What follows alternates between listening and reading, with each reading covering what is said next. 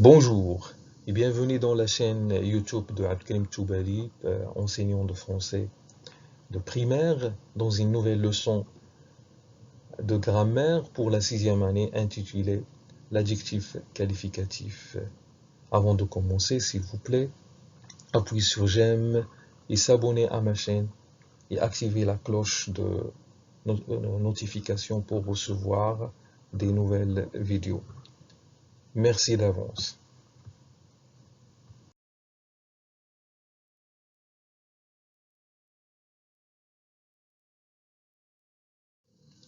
Bonjour, notre leçon aujourd'hui est intitulée l'adjectif qualificatif. Qu'est-ce qu'un adjectif qualificatif?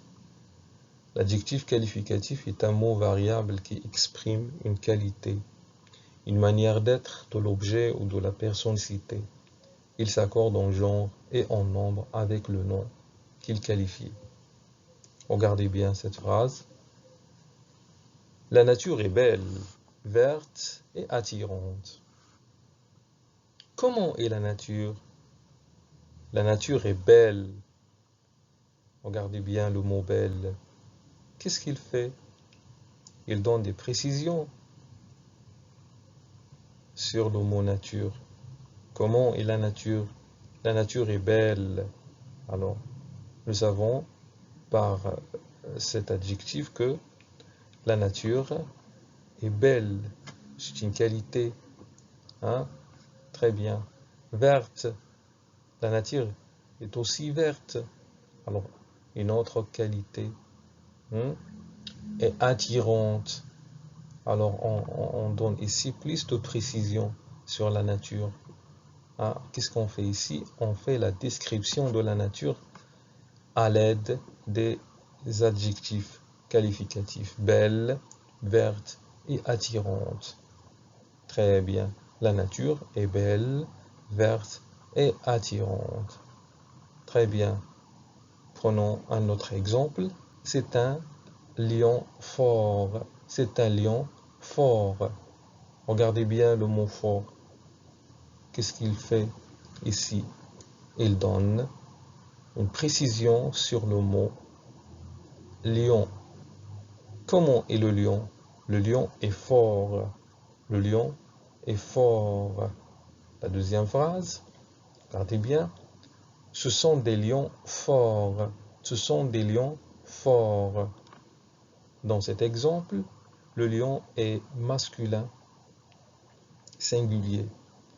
Dans le deuxième exemple, les lions, ou bien des lions forts, des lions, est un mot pluriel, singulier, pluriel.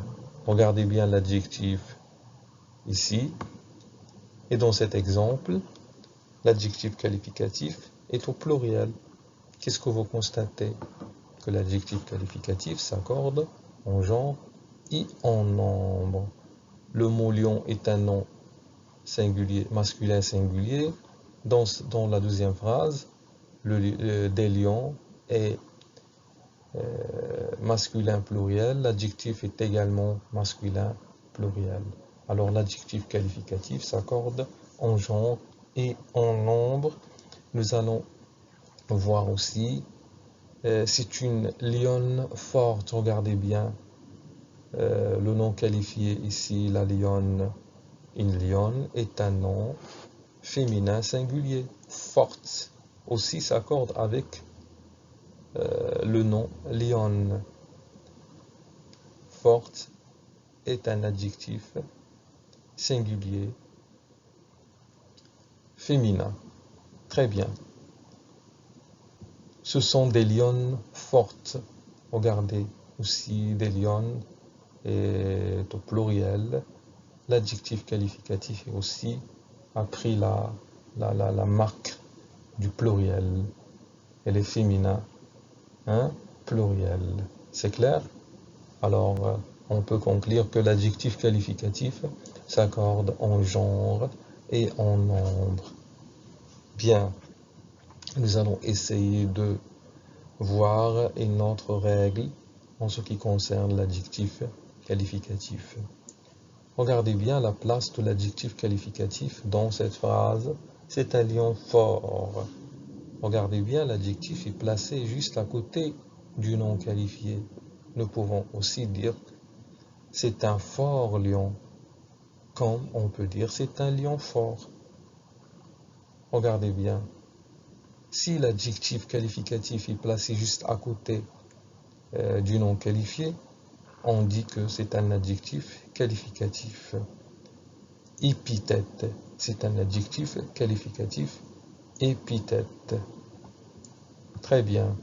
Alors la règle qu'on peut déduire que les adjectifs qualificatifs qui viennent juste à côté, avant ou après le nom qualifié, on les appelle les adjectifs qualificatifs épithètes. Les adjectifs qualificatifs épithètes. Très bien. Passons à d'autres exemples pour voir une autre règle. Très bien. Le lion est fort. Le lion est fort. Regardez l'adjectif qualificatif dans cette phrase. Elle est séparée par un verbe. Ça, c'est un verbe d'état. C'est le verbe être. Le lion est fort. Regardez l'autre exemple. Les lions sont forts. L'adjectif qualificatif, dans ce cas-là, est séparé par un verbe d'état. C'est le verbe être, sont. La lionne est forte. Les lionnes sont fortes. Les adjectifs dans ces phrases-là sont séparés par un verbe d'état. Alors, qu'est-ce qu'on peut dire? Que ces adjectifs-là sont des adjectifs qualificatifs attributs. Voilà. Nous allons donner ici un exemple par un autre verbe d'état. C'est le verbe sembler. Le lion semble fort. Les lions semblent forts. Regardez bien la place de l'adjectif qualificatif. Il est placé par rapport au nom qualifié par un verbe d'état. La règle qu'on peut déduire que les adjectifs qualificatifs qui se placent après un verbe d'état sont des adjectifs qualificatifs attributs. Bien, qu'est-ce qu'on peut conclure dans ce cas-là? On peut conclure qu'un adjectif qualificatif est épithète quand il est placé directement à côté d'un nom qu'il qualifie. Par exemple, pour plus de clarification et d'explication, le panda géant est en voie de disparition. Le géant panda est une espèce de mammifère. Regardez bien l'adjectif ici. Il est placé juste à côté du mot qualifié, le panda. Comme on peut, par exemple, placer l'adjectif qualificatif avant ou bien après, comme dans ce cas. Le panda géant, l'adjectif est placé ici, après le nom qualifié dans la deuxième phrase, le géant panda. Alors ici, on a placé l'adjectif qualificatif avant le nom qualifié. Alors, la règle qu'on peut déduire, comme on a cité, que l'adjectif est épithète quand il est placé directement à côté d'un nom qu'il qualifie. Très bien, la deuxième règle, c'est que l'adjectif est attribué quand il est séparé du nom par un verbe d'état. Regardez l'exemple ici, le tigre est carnivore. Carnivore est un adjectif qualificatif attribut.